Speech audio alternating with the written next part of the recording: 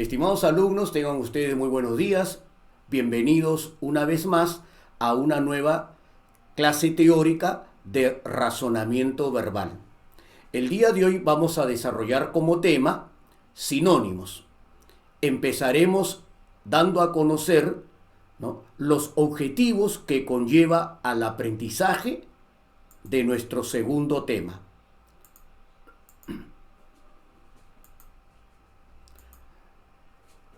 Número 1. Enriquecer y mejorar el vocabulario.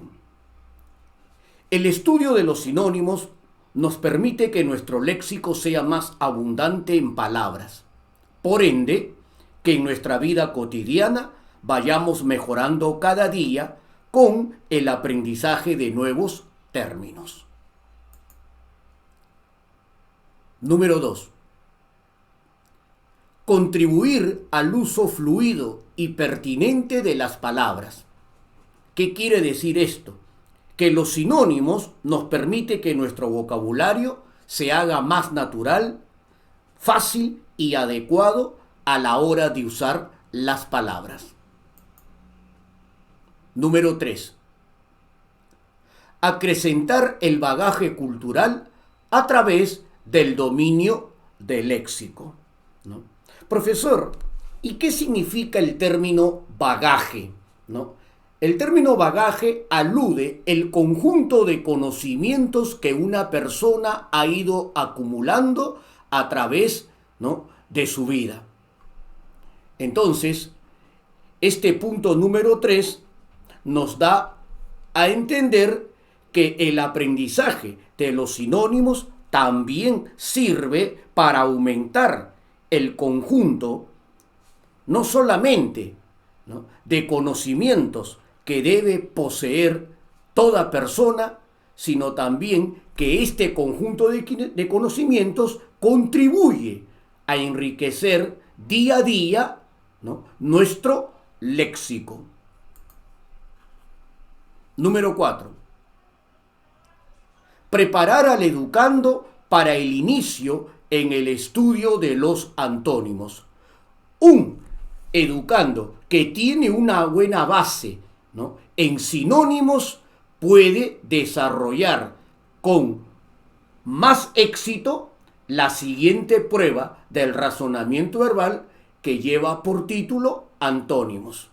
En otras palabras, ¿no?, si en sinónimos somos pobres, lamentablemente en antónimos también vamos a tener una gran dificultad si no logramos enriquecer en este segundo capítulo con aprendizaje de nuevos términos nuestro vocabulario. Muy bien, entonces, habiendo explicado cada uno de estos 4 objetivos, ya podemos pasar, ¿no?, a dar a conocer la etimología de este término. Recordemos que la etimología se ocupa del estudio del origen y cambios de significación de las palabras. Muy bien. Empezaremos diciendo que el término sinónimo proviene de 2 voces griegas, ¿no? La primera es el prefijo sin, ¿no?, el prefijo sin. ¿Y qué significa este prefijo? Este prefijo significa con o conforme. Para comprender mejor, ¿no?, este prefijo, proponemos el siguiente ejemplo. Todos hemos escuchado hablar de la palabra sinfonía. Pero, ¿qué significará?, ¿no? Según el diccionario de la Real Academia Española, sinfonía significa, ¿no?, conformidad de sonidos. Nos damos cuenta entonces cómo el significado del prefijo sin se cumple en el ejemplo que hemos seleccionado. ¿Cuál es la siguiente voz que da origen al término sinónimo, onoma. Algunos pronuncian como si se tratase de una palabra esdrújula. Lo cierto es que, investigando muchos diccionarios etimológicos, este, ¿no?, término no lleva tilde. En consecuencia, ¿no?, debemos dejar de lado la pronunciación en esdrújula. La voz onoma es una raíz. ¿Y qué significa esta raíz? Nombre. Lo entenderemos mejor con el ejemplo que viene a continuación. Onomástico. ¿Qué significa la palabra onomástico? Que muchos escuchamos, pero que pocos sabemos en realidad lo que significa. Onomástico es un término relativo al nombre, ¿no? Así por ejemplo, sería bueno recordarles de que todos nosotros celebramos anualmente nuestro onomástico, ¿no? En otras palabras, celebramos la fecha de nuestro nacimiento, ¿no? O también podemos decir del nombre con que, ¿no?, nos damos a conocer desde el origen de nuestras vidas, gracias al gusto de nuestros padres. Definición. Para dilucidar mejor la definición de sinónimos, primero vamos a hacer lectura de lo que dice. Empezamos por el significado. Para que dos o más palabras se consideren sinónimas, deben cumplir 4 requisitos. Número 1, que sus significados sean semejantes o parecidos. Número 2, que su escritura y pronunciación sean diferentes. Número 3, que sus categorías gramaticales sean siempre iguales. Y número 4, deben pertenecer al mismo campo semántico.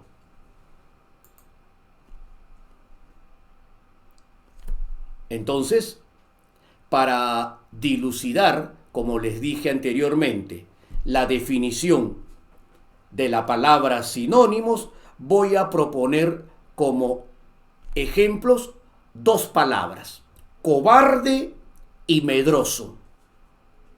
Cobarde y medroso son adjetivos, lo que quiere decir que sus categorías gramaticales son iguales. Repito, cobarde y medroso son adjetivos. Esto quiere decir que sus categorías gramaticales son iguales. Se va cumpliendo uno de los requisitos de la sinonimia. Ahora, ¿no?, vamos a definir el primero de ellos. ¿Qué significa la palabra cobarde? El término cobarde, ¿no?, se aplica para la persona sin valor, ¿no? Es decir, ¿no?, cobarde se llama a aquella persona que no es capaz de poder afrontar determinadas situaciones o riesgos. Mientras que el vocablo, ¿no?, medroso, ¿qué significa? Medroso significa que de cualquier cosa tiene miedo, ¿no?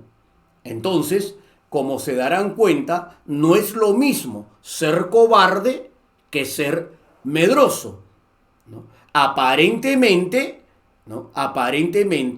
las personas tendemos a confundir semánticamente las palabras. Creemos que porque son sinónimos significa lo mismo, y no es así.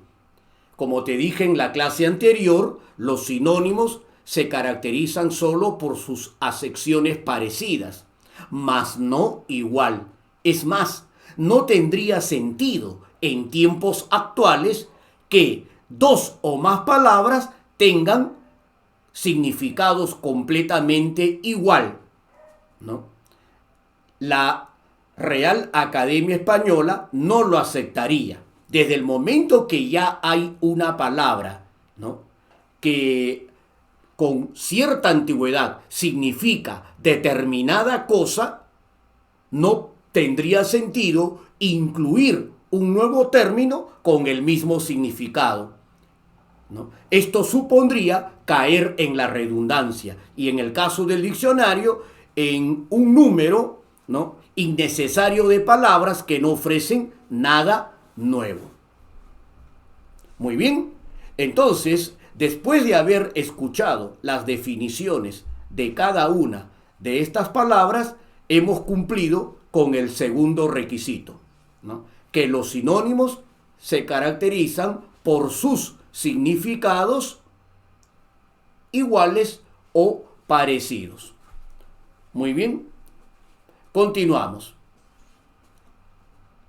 La escritura y la pronunciación, tanto de cobarde como de medroso, ¿cómo será? Completamente diferente. Tercer requisito que se cumple. ¿Y a qué campo semántico pertenecen ambos términos? Al campo semántico de personas de poco valor. Así se denomina el campo semántico de estos dos términos y de otros sinónimos que pueda tener. Muy bien, entonces pasamos al siguiente subtítulo: estructura.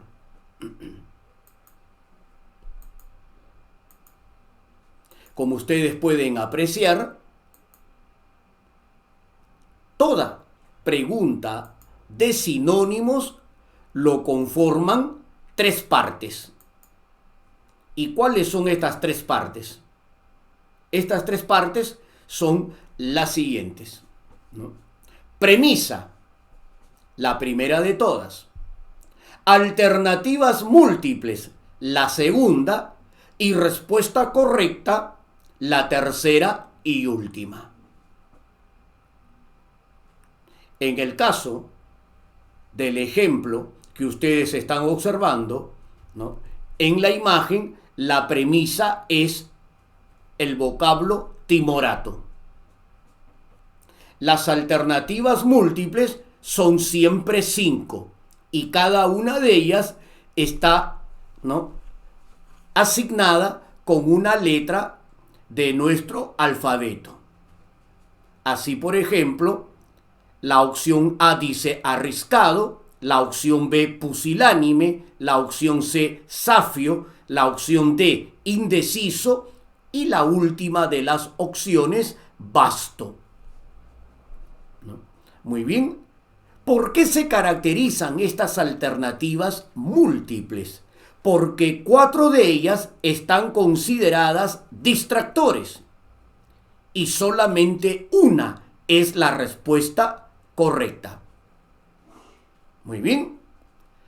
Este ejemplo de sinónimos lo tenemos ahí solo para que ustedes conozcan sus partes. Obviamente que no.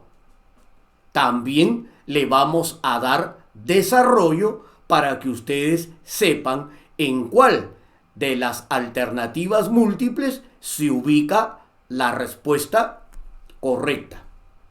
Para ello, primero vamos a tener que averiguar qué significa la palabra timorato y antes cuál categoría gramatical es la que la identifica. Profesor, y para poder saber cuál es su categoría gramatical y qué significa, ¿a dónde vamos a recurrir? Obviamente que al diccionario de la Real Academia de la Lengua Española. Ahí tienes tú las respuestas para tus primeras dudas. Por eso, como siempre les he recomendado, nunca dejen de traer a sus clases de razonamiento verbal su diccionario. La palabra timorato es un adjetivo. La palabra timorato, repito, es un adjetivo. ¿Y qué significa el adjetivo timorato? ¿No? El adjetivo timorato significa tímido, ¿no? Repito, el adjetivo timorato significa tímido. Una forma, ¿no?, de no olvidarnos lo que significa una determinada palabra es creando oraciones con ella, ¿no? Entonces, para no olvidarnos más adelante el significado de este nuevo término que acabamos de aprender, vamos a hacer eso, crear una oración con ella. Esta oración podría decir lo siguiente: Juan es muy timorato con las mujeres. Es decir, Juan es muy tímido con las mujeres, ¿no? Entonces, ¿no?, si ya sabemos qué categoría gramatical tiene, qué significa, y además hemos creado una oración para no olvidarnos más adelante lo aprendido, ¿qué nos faltaría solamente averiguar, ¿no? Lo que nos faltaría averiguar es, ¿no?, a qué campo semántico pertenece este término, ¿no? Y esta palabra timorato también se ubica dentro del campo semántico de personas, ¿no?, de poco valor para afrontar, en este caso, ciertas situaciones, como por ejemplo expresar, ¿no?, los sentimientos que puede sentir por una persona del sexo opuesto. Muy bien, de todas las alternativas, ¿no?, que nos proponen en el ejemplo de la estructura, ¿cuál de ellas es la que más se aproxima a nuestra premisa, ¿no? Por ejemplo, no puede ser la clave D, que dice indeciso, ¿no?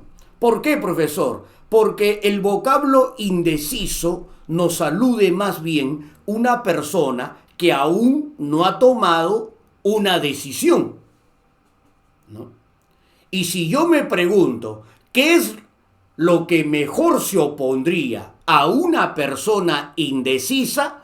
Obviamente que no puede ser timorato, pero sí podría ser, ¿no? Sí podría ser, en este caso, un resoluto. A un indeciso, a un dudoso, a un titubeante, se le opondría mejor una persona resoluta, decidida, mas no timorata. Entonces, llegamos a la conclusión que la palabra de la opción D es solamente un distractor. Tampoco podría ser basto con B, y hago la aclaración, ¿no?, de que este basto, ¿no?, está escrito con B, porque también existe la palabra basto con V. Y basto con B, ¿qué nos dice el diccionario que significa, ¿no? Basto con B, ¿no?, significa grosero, ¿no? Grosero, ¿no? Entonces, ¿no?, si yo me pregunto qué se opone a una persona, ¿no?, grosera, ¿no?, ¿qué se opone a una persona grosera? La respuesta sería, ¿no?, refinada. Lo opuesto de ser un basto o grosero sería que te expreses como un refinado, fino o educado para hablar. La alternativa E también, ¿no?, es un distractor. Y como ya hemos descartado los dos últimos, ¿no?, poco a poco notamos que se hace más sencillo llegar a la respuesta correcta, ¿no? Muy bien. El término safio es un sinónimo lejano de la palabra vasto, ¿no? Por lo tanto, tampoco podría ser el mejor sinónimo para el vocablo timorato. Y entre las dos alternativas que me quedan, obviamente que la respuesta correcta debe ser la clave B, pusilánime, ya que este adjetivo también se aplica para la persona, ¿no? Para la persona que no está, como se dice, decidida a llevar a cabo o resolver situaciones, ¿no?, complicadas o difíciles. Y en ese sentido, el pusilánime también se asocia como sinónimo de cobarde, como sinónimo de medroso, de temeroso, entre otros, ¿no? En cambio, la palabra de la alternativa A, arriscado, ¿no?, es un sinónimo de arriesgado, ¿no? La respuesta correcta para la palabra timorato, ¿no?, premisa de nuestra estructura, es la clave B, sin duda alguna. Muy bien, vamos a pasar a dar a conocer las pautas de solución. ¿Cuáles son los aspectos que debo tomar en cuenta siempre si quiero contestar una pregunta de sinónimos acertadamente? En primer lugar, debes reconocer la categoría gramatical de la premisa. Recuerda que en los sinónimos solamente 4 categorías gramaticales, repito, 4, ¿no?, 4 tienen sinónimos. ¿Cuáles son? ¿No? Los sustantivos, los adjetivos, los verbos y algunos adverbios. Esas son las 4 únicas categorías gramaticales que tienen sinónimos. Lo voy a repetir una vez más. Los sustantivos, los adjetivos, los verbos y algunos adverbios. 2. Precisar con sumo cuidado el significado de la premisa. Para que logres, ¿no?, para que logres cumplir estos 2 primeros requisitos, lo único que tienes que hacer es consultar con la DRAE, que ustedes ya saben que significa Diccionario de la Real Academia Española. Número 3. Crear una oración breve con la premisa. ¿Te acuerdas lo que hicimos con la palabra timorato luego de mencionar su categoría gramatical y su definición? Entonces, lo mismo tienes que hacer con cada palabra que vas, ¿no?, incorporando a tu nuevo repertorio lexical.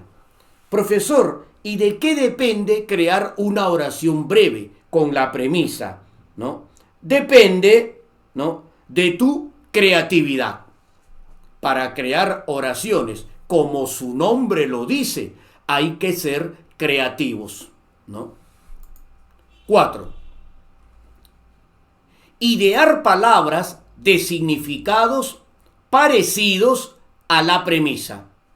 Se recomienda siempre, antes de que usted lea las alternativas, ¿no?, de que ustedes primero deduzcan palabras de significados parecidos antes de consultar con el diccionario. De esta manera, evitamos caer o recurrir al plagio, ¿no? Siempre es bueno que primero, ¿no?, nosotros pensemos en términos que se pueden aproximar a lo que buscamos como respuesta. Ya si después de este esfuerzo no nos viene nada a la mente o no recordamos ni una sola palabra, ¿no?, que se le parezca, entonces ahí sí, pues recién recurrimos al diccionario. Última pauta de solución. Elegir la alternativa de significado más próximo. Esto implica escoger entre todos los sinónimos seleccionados aquel que cumpla con todas las condiciones que debemos tener en cuenta. Y cuando hablo de condiciones, me refiero a las dos anteriores, fundamentalmente. Muy bien, alumnos, esto ha sido todo en cuanto al marco teórico de los sinónimos. Espero que les haya servido y ustedes puedan llegar a esta clase con una buena base y de esta manera, ¿no?, facilitar el trabajo, ¿no?, al docente para que pueda desarrollar la parte práctica. Confiando en que así sea, me despido de ustedes. Cuídense mucho.